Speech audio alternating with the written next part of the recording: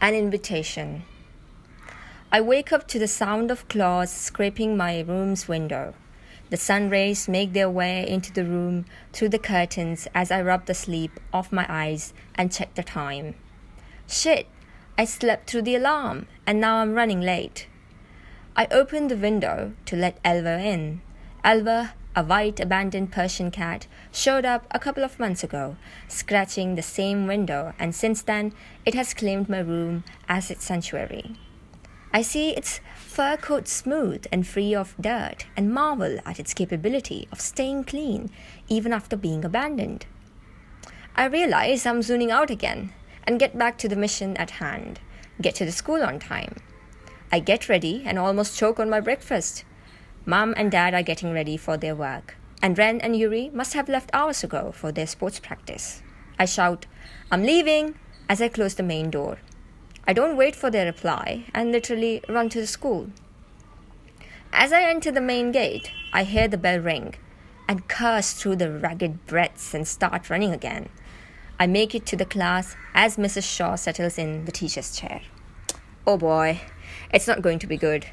She's the worst teacher in the history of worst teachers, and now that she has noticed me lingering near the class door, I can sense my doomsday crawling closer to me. She's as old as this earth, grey hair fixed into tightest bun imaginable. I can see the hair strands struggling against her scalp, but even they won't disobey her. Countless wrinkles linking her face, and I guess her body too, but her full-sleeved, high-necked clothing can only leave so much room for imagination. She stares at me for a moment, trying to remember my name, but I guess she's stalling time to craft the perfect punishment. Finally, she sighs and speaks through her smiling teeth, which I bet are dentures. "Oh, Miss Everlate is here. Please come in. Didn't think you'd be joining us today. Now that you're here, I suspect you'll be happy to start the next few lessons with a presentation on the topics I'll be giving you after the class." Perfect! A new nickname for the class and punishment for an eternity. I see that she's waiting for me to reply, so I say, "Yes, ma'am, I'll be obliged," and walk as fast as I can to my desk beside Lyriel as the sneakers follow me. By the end of the class, 4 more people have got assignments for obstructing the flow of information.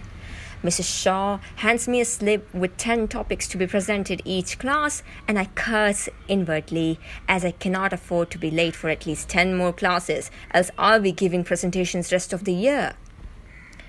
After the class, Lyriel turns around her desk so that she can face me, and Lynn and Gretchen arrange their chairs around such that the arrangement resembles a circle. Lyriel and I have been friends for a very long time, as I can remember. She's the most beautiful girl in the school, but that doesn't let her come in between our friendship.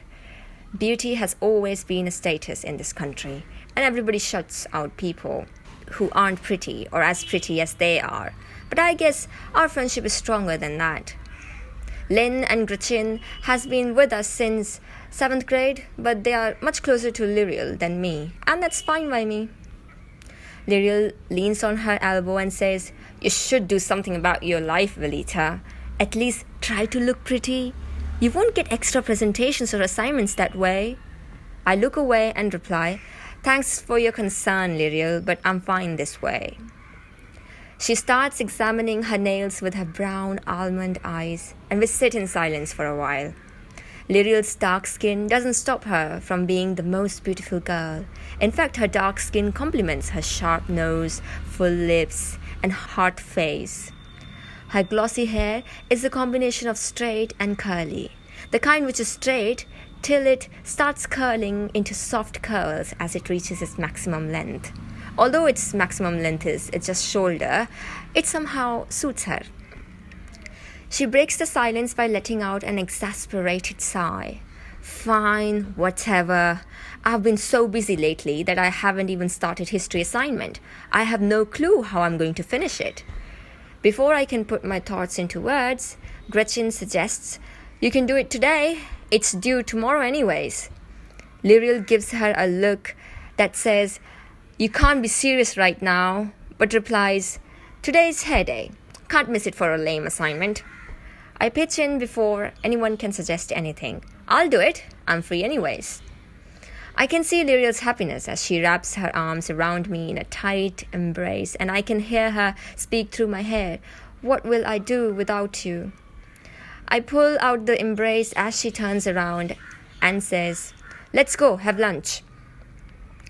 We sit at the lunch table, Gretchen and I facing Lyriel and Lynn. The canteen didn't have salad today, and that has thrown Lyriel into angry mode. And she has been throwing daggers with her eyes literally at everything. I'll go fat and become a pig if I eat these carbs every day, she complains while examining the food in her plate. I can see Lynn trying to find words to calm her. Lynn has always been the confronter. She somehow carries a calm aura around her. Maybe it's her posture. She's tall for a girl with waist-long black hair, but she always walks and sits with a feline grace that leaves people awestruck. She also manages to have curves on her slim body, as that's something Lyriel is still struggling with. Her celestial nose, large brown eyes, and high cheekbones hold a great future in the modeling industry. She finally manages to speak. Don't worry, you'll look amazing at your party.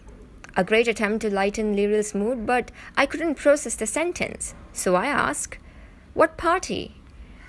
Lyriel laughs and apologizes. I'm so sorry, Valita. It's just that I've been so worked up lately. I must have forgotten to invite you to my birthday party over this weekend. I'm so overwhelmed with happiness that I just start blabbering. Oh my God!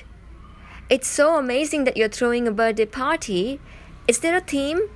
Lyriel replies no, and Gretchen replies yes at the same time, which turns my happiness into confusion. I can see Gretchen's cheek burning. She has fair skin unlike Lyriel and Lynn, which makes the heat look prominent on her face. Her green eyes stare at the food when Lyriel wears her throat and explains, I was thinking of blue, but I don't want you to brainstorm yourself. I remember what happened at the last party you attended, and I don't want you to embarrass yourself. I clearly remember the last party. She hadn't thrown a party after that because of me. We were in 8th grade, and that year her party's theme was also blue. I had begged my parents to buy me everything, even Lyriel's gift in blue, but some boys at the party had pulled a prank on me, and I had ended up in Lyriel, me, and her birthday cake in her swimming pool. I still remember them shouting, now you match the pool too, Valita. Gosh, I blame myself for that till today. But Lyriel didn't think it was my fault entirely. It's your birthday, Lyriel, but I promise I wouldn't overdo it like last time. I'm so happy that you're throwing a party after so long. I reassure her. Yeah, she says as she takes a bite of pasta.